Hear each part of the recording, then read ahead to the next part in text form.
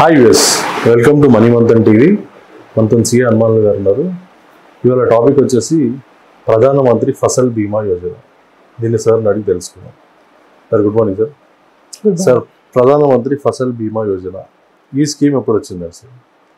ఈ ప్రధానమంత్రి ఫసల్ బీమా యోజన అనేది ఇంచుమించు చాలా సంవత్సరాలు పట్టింది. ఇది ఎన్డీఏ గవర్నమెంట్ మోడీ గారి గవర్నమెంట్ వచ్చిన తర్వాత ఈ ప్రధానమంత్రి ఫసల్ బీమా యోజన అనేది ప్రారంభించడం జరిగింది. అంతకుముందు కూడా వేరే ఫామ్లో ఉండేది, కానీ ఈ ఫామ్ వచ్చేసి వీళ్ళు ప్రధానమంత్రి ఫసల్ బీమా యోజనని స్టార్ట్ చేయడం. దీని ద్వారా ఏంటంటే ఇది అంటే ఈ గవర్నమెంట్ వచ్చినప్పుడు వచ్చింది 2014-15 ఈ స్కీమ్ ప్రారంభించడం జరిగింది. ఓకే, దీని యొక్క బెనిఫిట్స్ అంటే ఎలిజిబిలిటీ కానీ ముఖ్యమైన ఉద్దేశం ఏంటంటే క్రాప్ ఇన్సూరెన్స్. ఓకే, అంటే ఒక వరి పండిస్తారు అనుకోండి, ఎకరానికి ఇంత నష్టపరిహారం చెల్లించడానికి. చెరుకు పండిస్తారు అనుకోండి, వాళ్ళకి ఇంత ఎకరానికి ఇంత, కూరగాయలు పండిస్తుంది ఎకరానికి ఇంత, క్రాప్ వాల్యూ వేసి దాని ప్రకారం ఇన్సూరెన్స్ కవరేజ్ ఉంటుంది. క్రాప్ ఇన్సూరెన్స్ ఇంత నేచురల్ కెలామిటీస్ అంటే ఇంత మనకు వరదలు వచ్చినా కానీ, పంట వర్షం రాకపోయినా కానీ, వర్షాలు లేకపోయినా కానీ, ఎండిపోయినా కానీ, లేకపోతే దాన్ని ఆ ఏరియాలో జరిగిన కొన్ని యాక్సిడెంట్స్ కానీ, లేకపోతే కొన్ని ఏదైనా వాతావరణ మార్పుల ద్వారా నష్టం కానీ, ఇలాంటి వాటి కానీ, నేచురల్ కెలామిటీస్, తుఫాన్లు, వరదలు, వర్షాలు, వీటన్నిటికి చూడటం. తర్వాత కొన్ని ప్రాంతాల్లో అనుకోని పంటలకు వ్యాధులు వస్తాయన్నమాట.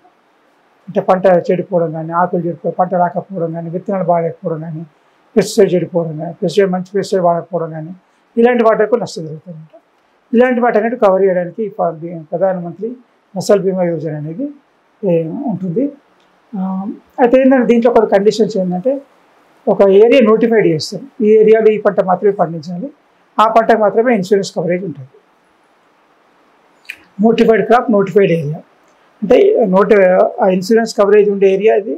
ఇన్సూరెన్స్ కవరేజ్ పంట ఏది అది పండించడం మాత్రమే ఒక ఫసల్ బీమా యోజన బెనిఫిట్ వస్తుంది. తర్వాత లోన్ అంటే ఇప్పుడు ల్యాండ్ ఓనర్కే కాకుండా భూమి లేని రైతులు అయితే పంట పండిస్తారు, వ్యవసాయం చేస్తారు చూడండి, అంటే మన రూరల్ అగ్రిమెంట్ ద్వారా దీని ద్వారా కానీ వాళ్ళకు బెనిఫిట్ జరుగుతుంది అన్నమాట. ఇన్సూరెన్స్ ఫసల్ బీమా యోజన ఉంటుంది. దీంట్లో ఏంటంటే ప్రీమియం ఎంత కట్టి ప్రతి ఇన్సూరెన్స్ క్రాప్ ఇన్సూరెన్స్ కావాలనుకున్న వాళ్ళు ప్రీమియం కట్టాలి. ఇన్సూరెన్స్ ప్రీమియం ఎంత అంటే ఖరీఫ్ పంటకైతేనేమో 2%, రబీ పంటకైతే 1.5%, కమర్షియల్ క్రాప్స్ అయితే 5%. సపోజ్ ఒక 50 లక్షల ఇన్సూరెన్స్ కావాలనుకుంటే 5% 25,000 ప్రీమియం కట్టాలి. అదే మాదిరిగా ఇప్పుడు ఖరీఫ్ పంటకు 5 లక్షలు కావాలనుకుంటున్నాను, 10 లక్షలు కావాలనుకుంటున్నాను, 2% అంటే 20,000 ప్రీమియం కట్టాలి. ఇట్లా అనమాట. ఇలాంటి వాటి అన్నిటి కూడా దీనిలో కవర్ అవుతుంది. తర్వాత ఇది ఒకటి ఏంటంటే క్రాప్ లాస్ అంటే పంట నష్టం, తర్వాత విత్తనాలు వేసేటప్పుడు కూడా, తర్వాత పంట వచ్చిన తర్వాత కూడా కొన్నిసార్లు నష్టం జరుగుతుంది. అంటే తగలబడిపోవడం కానీ, లేకపోతే తడిసిపోవడం కానీ, లేకపోతే చెడిపోవడం కానీ, క్వాలిటీ దెబ్బతీయడం కానీ, ఇవన్నీ కూడా దాంట్లో కవర్ అవుతాయి అన్నమాట. ఇవన్నీ కూడా దాంట్లో కవర్ అవుతాయి.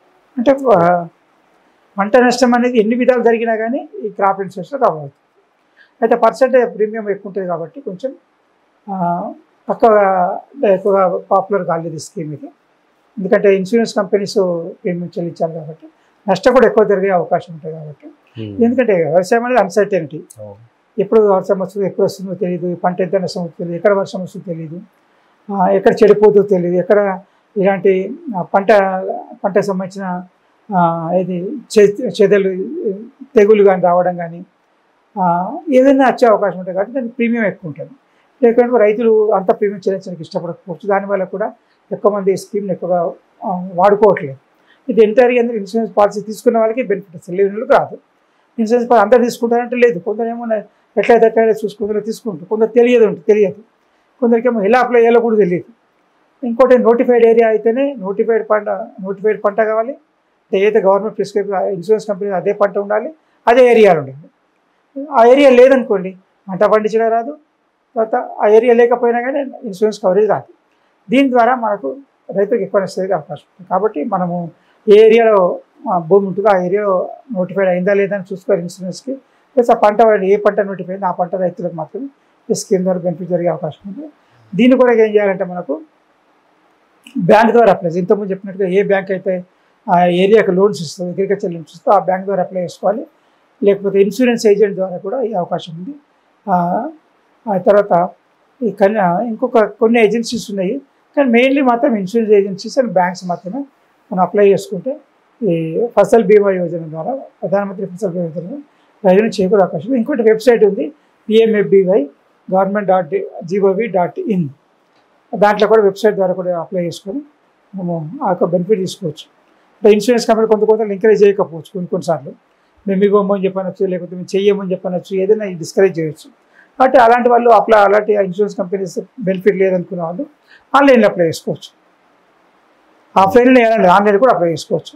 ఇప్పుడు ఏమైపోయిందంటే చాలామంది వర్క్ తప్పించుకోవడం, రిస్క్ తీసుకోవాలని చెప్పని ఇన్సూరెన్స్ కంపెనీస్ ఎంకరేజ్ చేయకపోవచ్చు. మేమెందుకు రిస్క్ తీసుకోవాలి, 1%, 2%, 3% తీసుకొని ఎంత రిస్క్ అని తీసుకోవాలి అని చెప్పని అనుకోవచ్చు కొందరు. ఆన్లైన్లో అప్లై చేసుకుంటే అక్కడ ఇన్సూరెన్స్ కంపెనీ వీళ్ళకి బ్యాంకర్స్తో మాట్లాడి, ఇన్సూరెన్స్ కంపెనీతో మాట్లాడి ఏ ఇన్సూరెన్స్ కంపెనీ ఏ బ్యాంక్ ఫెసిలిటీస్ అని చూసి ఆ విధంగా ఇన్సూరెన్స్ కవరేజ్ చేసే అవకాశం ఉంది.